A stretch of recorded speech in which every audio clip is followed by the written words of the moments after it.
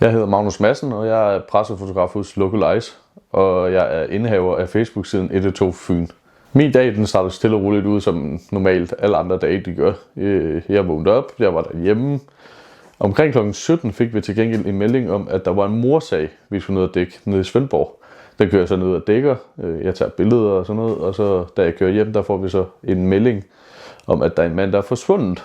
Og ham kører vi så ud og leder efter. Efter et stykke tid, så gik jeg på det, så kører jeg hjem. Og da jeg kommer hjem, så sidder jeg bare og slapper af, og jeg gider egentlig ikke at lave mere. Og så alligevel omkring kl. 23.15, der fik jeg så den her mavefornemmelse om, at jeg skulle prøve at køre ud og køre. Da jeg så kommer ud omkring Sharks inde i Odense, der står der rigtig mange mennesker. Der var omkring 200-300 personer. Og politiet var massivt til stede med rigtig mange patruljebiler derude. Der virkede det selvfølgelig sådan en lille mistanke inde i mig, hvor jeg tænkte, hvad fanden sker der egentlig her?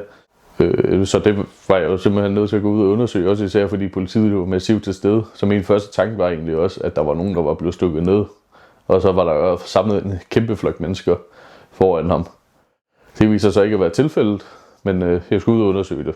Den måde jeg fandt ud af, hvad der skulle ske på, det var, at jeg spurgte en mand om, hvorfor der egentlig var så mange mennesker samlet. Han sagde så til mig, at jeg skulle vente til kl. 23.59, og så ville jeg finde ud af, hvad der ville ske. Og det sagde han, imens han gik med et bomberør i hånden. Så der havde jeg lidt luret og lunden i, hvad der skulle til at ske. Det jeg gjorde, det var, at jeg ringte til min kollega, som så kom frem for at hjælpe mig, fordi jeg tænkte, at vi skal være lidt flere personer frem til det her. Vi gik så ud med vores kamera, og så gik vi lidt rundt og prøvede at lytte på, hvad folk de ville sige til os, og hvad de gjorde og sådan noget. Og lå lidt mærke til, hvad stemningen var. Jeg var meget nysgerrig i starten på, hvad der ville ske, og hvor stor karakter det ville komme til at blive, alt det her fyrværkeri, vi ligesom havde fundet ud af, der ville ske. Jeg havde et kæmpe adrenalinkick, min puls den kørte på 200 km i timen derudad. Stemningen på stedet var meget muntert, alle de var rigtig glade, der var ikke rigtig nogen bad vibes. Politiet de var til gengæld ude at give bøder til folk, der havde smidt lidt kanonslag rundt omkring. Men ellers så var alle glade. Kl. 23.55 der forsvandt politiet fra stedet af. Der blev 2 betjente tilbage, og de stod oppe i parkeringshus og afventede. Umiddelbart lige bagefter, at alt politiet det var forsvundet fra stedet af, der begyndte folk at fyre af.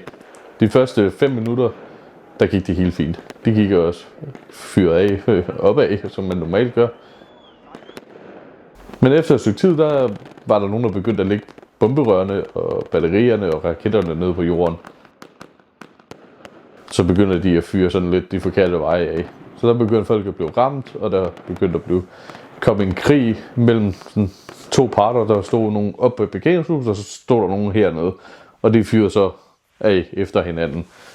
Da jeg så, at de begyndte at gøre det her, der tænkte jeg, at nu må jeg hellere lige trække mig lidt tilbage. Fordi jeg helst ikke skulle blive ramt af noget fyrværkeri. Jeg går ned til den nærmeste gadehjørne, og så stiller jeg mig bare der, og så iagttager jeg bare det hele. Imens jeg står og filmer det hele. Imens jeg står her, der er der lige pludselig nogen, der vælger at synes, det er sjovt at skulle skyde efter mig. Så de skyder et bomberør imod mig, og det lander sådan lige under mig, og så springer det.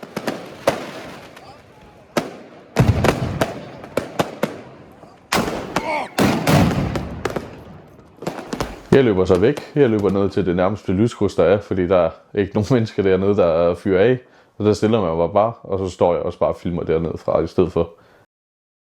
Kl. 00.17, der gik det helt galt. Politiet valgte at storme alt og alle. De startede med at storme der, hvor det hele startede. Og de splittede de her 200-300 mennesker op lige på midten. Delte dem over i hver sin del af Odense. Jeg fulgte med den ene gruppe, hvor vi kom ned i gågaden i Odense. Da jeg kommer derhen, hvor grupperingerne de har samlet sig nu, der står der 2 betjente og holder vagt for der, hvor de lige var kommet fra. De står med en knippel i deres hånd. Da jeg stod der i cirka 3 minutter, der kommer politiet og stormer her også. Og der kommer de kørende med fuld knald, og så hopper de ud af deres biler, og de her trækker deres knibler, og så kommer de ellers bare løbende med de her knibler over hovedet imod folkemængden. Og der valgte alle sammen at løbe hver sin vej. Der var nogen, der løb til højre, nogen, der løb til venstre, og nogen løb lige ud.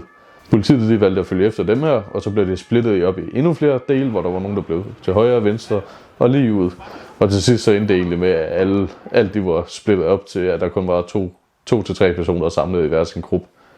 Og herfra der begyndte politiet ellers at tilbageholde folk og give dem bøder, og begyndte at smide dem ud af Odense centrum. De fik simpelthen en advarsel med, at de ikke måtte blive set i Odense i 24 timer, ellers så ville de få en bøde. Det var ikke alle sammen, der blev fanget. Der var stadigvæk nogen, der gik rundt og fyrede af rundt omkring. Det her, det skulle politiet have finjusteret, så de blev smidt væk også. Det gjorde de med at køre op igennem alle gaderne igen, og hver gang de så nogle personer, hoppede de ud af bilen med kniplen over hovedet igen, og så råbte de, gå væk, kom væk!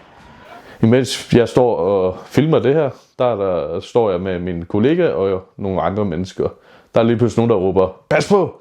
Og så vender vi os om og kigger, og så er der en raket lige på vej imod os alle sammen. Der løber vi alle sammen bare væk. Umiddelbart efter det her, det var sket, der begyndte det hele at falde lidt til.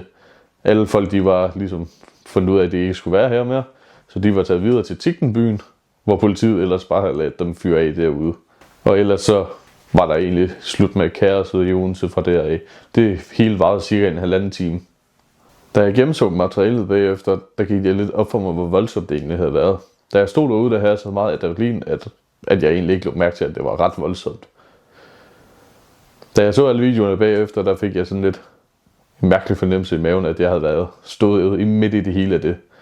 For mig har det her overbevist mig om, at en situation kan gå fra 0 til 100 på rigtig kort tid, og man skal virkelig være påpasselig med, hvad man gør, og hvor man er henne.